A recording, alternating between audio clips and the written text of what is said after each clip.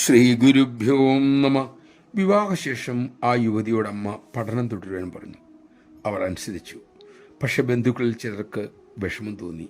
ഇങ്ങനെ പഠനം തുടർന്നാൽ കുടുംബജീവിതം എങ്ങനെയാകും?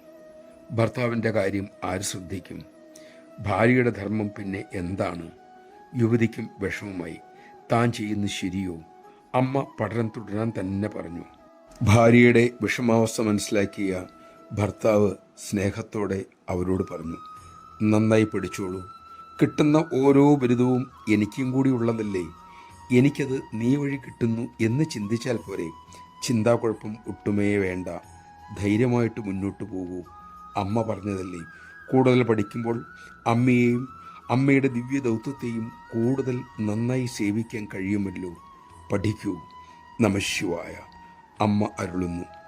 സമൂഹ ജീവിതത്തിലെ വൺ വേ പുരോഗതി തടയും.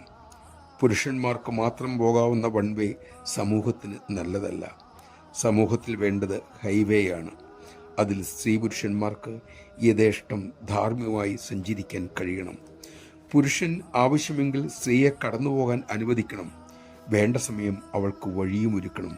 അതാണ് പുരോഗതിയുടെ പാത. മത്സരം നിറഞ്ഞ ഇന്നത്തെ ഭാര്യ ഭർത്തൃ ജീവിതത്തിൽ അമ്മയുടെ ഈ സന്ദേശം എത്ര പ്രസക്തമാണ്. ഭാര്യ ഭർത്താക്കന്മാർക്കിടയിൽ ഉയർച്ച താഴ്ചകൾ സത്യത്തിലില്ല. അവരവരുടെ ധർമ്മം ചെയ്യണം. പരസ്പരം താങ്ങായി നിൽക്കണം.